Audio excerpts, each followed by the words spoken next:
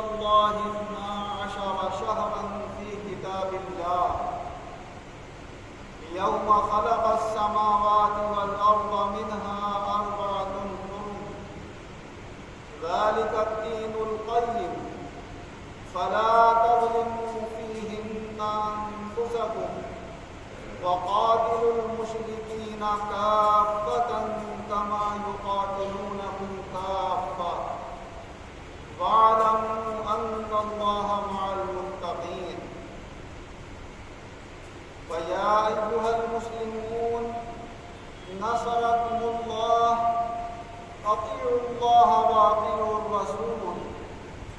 ودوموا على أمره واجتنبوا عن نهيه فإن لكم فيه خير الدارين۔ حضرات کرام، اللہ تبارک و تعالی اپنے کلام عظیم میں ارشاد فرما رہا ہے کہ اللہ کے نزدیک مہینوں کی گنتی اور تعداد 12 اور یہ اللہ کی کتاب میں لکھا ہوا ہے، اس دن سے لکھا ہوا ہے جب اس نے زمین و آسمان کو پیدا کیا۔ ان 12 مہینوں میں سے 4 مہینے بہت محترم ہیں۔ یہ اللہ کا ہمیشہ قائم رہنے والا دین ہے، لہذا ان 4 مہینوں میں خاص طور سے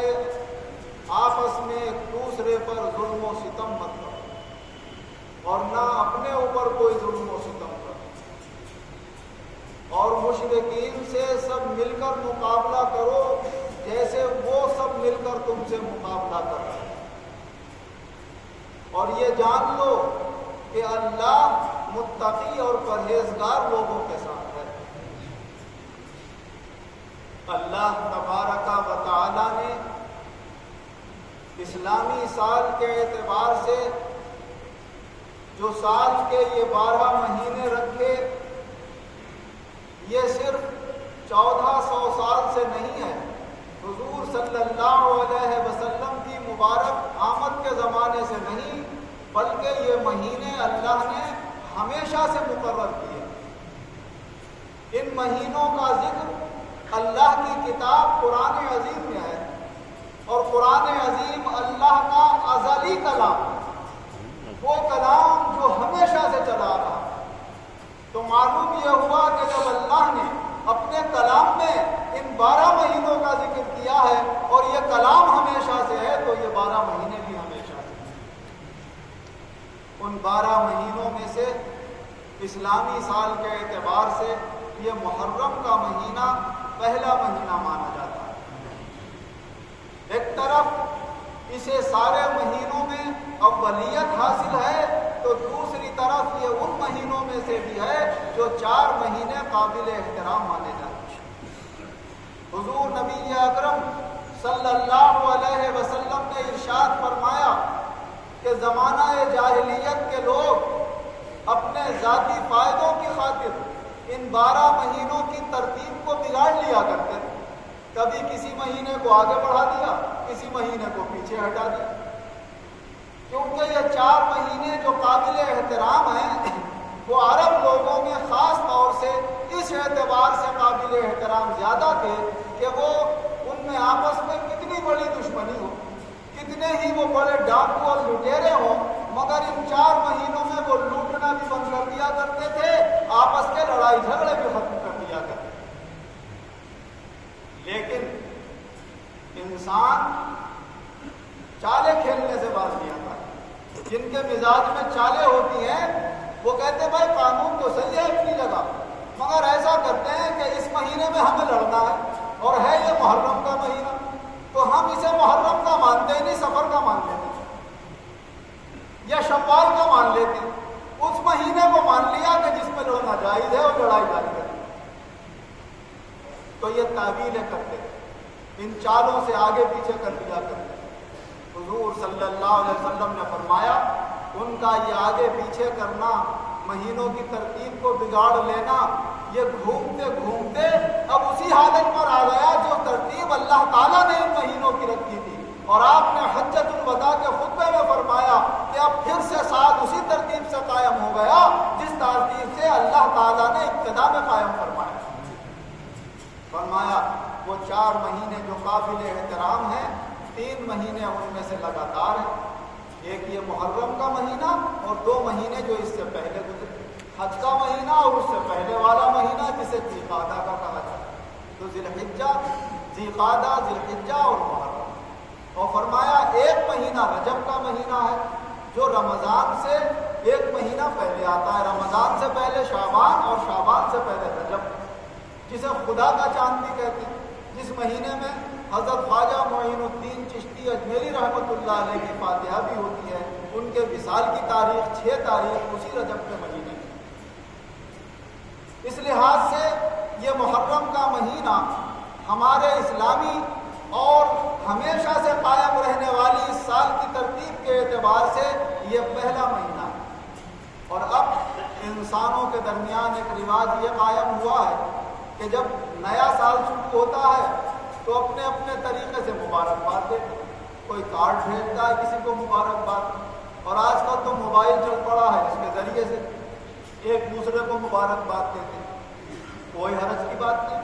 مبارکباد تو برکت کی دعا ہے، اور برکت کی دعا ہر مہینے میں دی جا سکتی ہے۔ مقصد ان مبارکباد دینے والوں کا یہ ہوتا ہے کہ جن کو بھی وہ مبارکباد دے رہے ہیں، کوئی اپنے دوستوں کو مبارکباد دے رہا ہے، کوئی اپنے پورے مذہب کے ماننے والوں کو مبارکباد دے رہا ہے، کوئی پوری عالم انسانیت کو مبارکباد دے رہا ہے، کوئی اللہ کی ساری مخلوق کو مبارکباد دے رہا ہے۔ تو اس کا مطلب یہ ہے کہ جن جن کو ہم مبارکباد دے رہے ہیں اللہ تعالیٰ انہیں ہر تکلیف اور پریشانی سے محفوظ رکھے، اللہ ان کی زندگیوں میں، ان کے کاروبار میں، گھروں میں، بیوی بچوں میں برکت پیدا فرمائے۔ یہ ان کا مقصد ہے مبارکباد دینے کا، اور یہ کوئی غلط مقصد نہیں۔ کچھ لوگ یہ سمجھتے ہیں کہ اس مبارک مہینے کی 10 تاریخ کو حضرت امام حسین رضی اللہ عنہ اور ان کے گھر کے 72 نفوس میدان کربلا میں ظلم و ستم کے ساتھ شہید کیے گئے اور ان کے خون بہائے گئے، انہیں تکلیفیں پہنچائی گئیں، اور یہ مبارکباد تو ہماری خوشی کا ظاہر کرتا ہے، اور یہاں پر غم اور صدمے کی صورت ہے تو یہ مبارکباد نہیں دینا چاہیے۔ تو میں نے رات بھی بیان میں بتایا تھا کہ ہر چیز کے کئی اعتبارات ہوتے ہیں۔ اس مہینے کی پہلی تاریخ سے سال کی ابتدا ہو رہی ہے، اس اعتبار سے آپ مبارکباد دے رہے ہیں، اور اس مہینے کی 10 تاریخ جب شہادت کی آئے گی تو آپ اس اعتبار سے اگر اپنے اپنے غم کا اظہار کر سکتے ہیں شریعت کے جائز طریقے سے،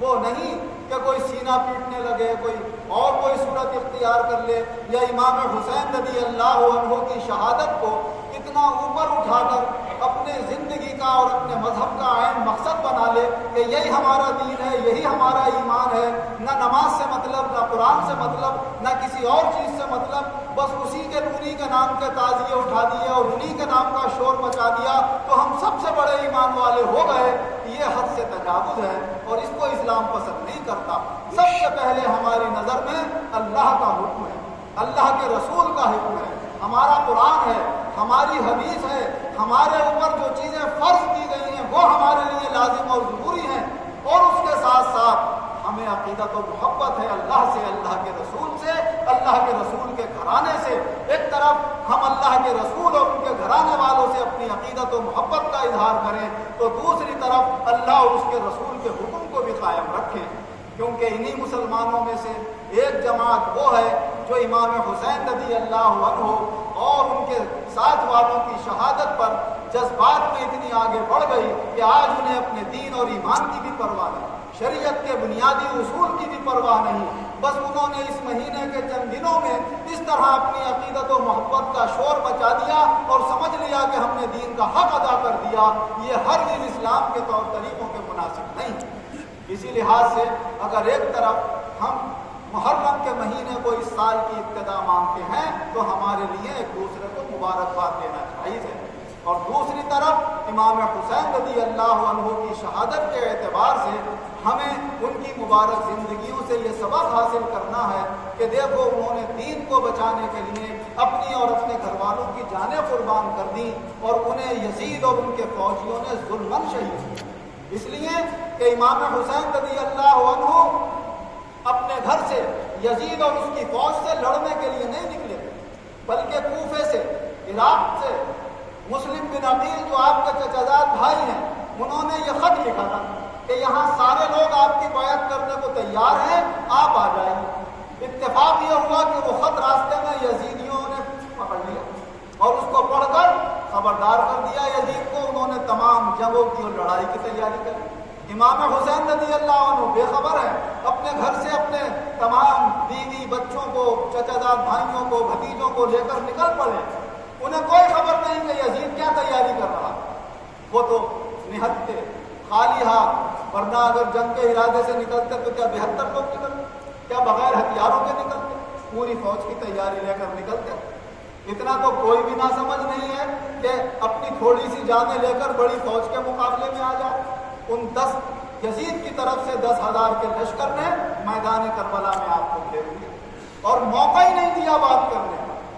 آپ ہر طرح سے گفتگو کرنے کو تیار تھے، مگر وہ تو اس پر اڑے ہوئے تھے کہ کسی صورت سے ہم آپ کو شہید کر کے یزید کے یہاں شابشی حاصل کر لیں، اونچا عہدہ اور مقام حاصل کر لیں۔ کبھی کبھی یہ دنیا کا لالچ اور دنیا کے فائدے آدمی کی عقل پر پردے ڈال دیتے ہیں، اور وہ پردے کبھی اس کا دین چھین لیتے ہیں، کبھی ایمان چھین لیتے ہیں، کبھی اس کی عزت و آبرو کو برباد کر دیتے ہیں، مگر انسان نہیں سمجھ پاتا کہ میں یہ کیوں کر رہا ہوں۔ آج بھی دنیا میں ایسا ہو رہا ہے، کوئی کسی کی محبت میں اپنا دین برباد کیے دے رہا ہے، کوئی کسی دنیا کے فائدے کی خاطر اپنا ایمان برباد کیے دے رہا ہے۔ یہ ساری باتیں وہی ہیں کہ جب دنیا کا ذرا سا فائدہ ہمارے ذہنوں پر بڑا بن کر چھا جاتا ہے تو اس وقت نہ ہمیں اپنے ایمان کی قدر آتی ہے، نہ اپنے اعمال کی قدر آتی ہے۔ وہی حال یزیدیوں کا اور ان کے فوج کا ہوا کہ ان کی سمجھ میں یہ نہیں آیا کہ ہم ایک تو کس ہستی کے مقابلے میں،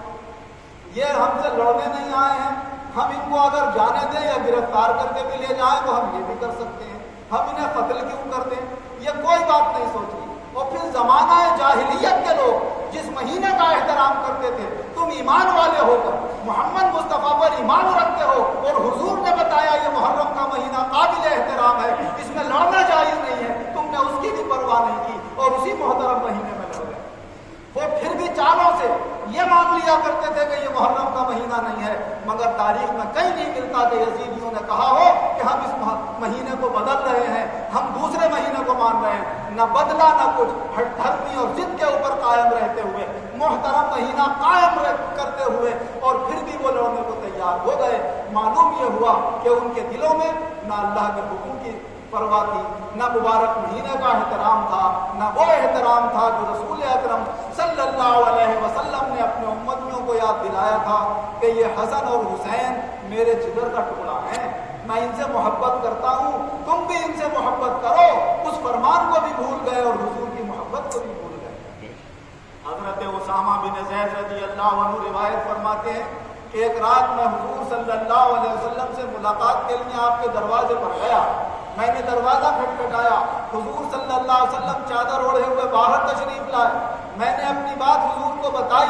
جو میری حاجت تھی وہ میں نے ان کے سامنے رکھی۔ جب میری گفتگو آپ سے مکمل ہو گئی تو میں نے عرض کیا یا رسول اللہ، یہ آپ کے دونوں کولوں پر کچھ اٹھا اٹھا سا نظر آ رہا ہے، یہ کیا ہے؟ جب حضور صلی اللہ علیہ وسلم نے اپنی چادر ہٹائی تو ایک کولے پر امام حسن رضی اللہ عنہ اور ایک کولے پر امام حسین رضی اللہ عنہ بیٹھے ہوئے تھے۔ اتنی پیار کرتے تھے کہ ہمیشہ کپڑوں کے اندر اپنے ساتھ لگائے رکھتے تھے، اور کبھی وہ سامنے آ جاتے۔ ایک مرتبہ تو خطبہ دے رہے تھے اور وہ مسجد میں تشریف لے آئے تو آپ نے خطبہ چھوڑ کر نیچے اترے، دونوں اپنے نوازوں کو اپنے قریب بٹھایا اور انہیں چوما اور فرمایا یہ دونوں میرے جنت کے پھول ہیں،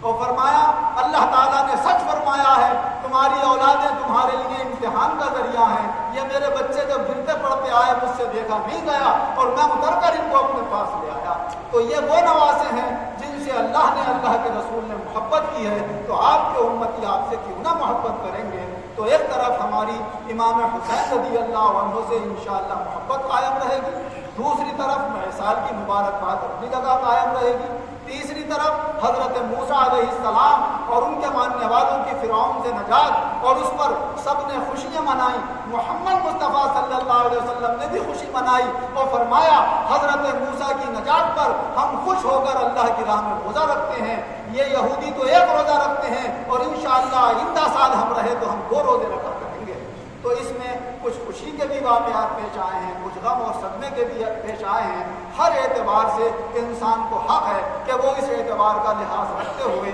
شریعت کے دائرے میں اپنی خوشی اور غم کو ظاہر کر سکتا ہے۔ اللہ تبارک و تعالی ہمیں اعتدال کے ساتھ اہل سنت والجماعت کے طریقے پر قائم رہتے ہوئے قرآن و حدیث کی روشنی میں اپنی خوشیوں اور غموں کو ظاہر کرنے کی توفیق عطا فرمائے، اور جب تک زندہ رہیں ایمان و عزت کے ساتھ، اور جب اللہ خاتمہ فرمائے تو ایمان و عزت کے ساتھ فرمائے۔ آمین۔ بارک اللہ لنا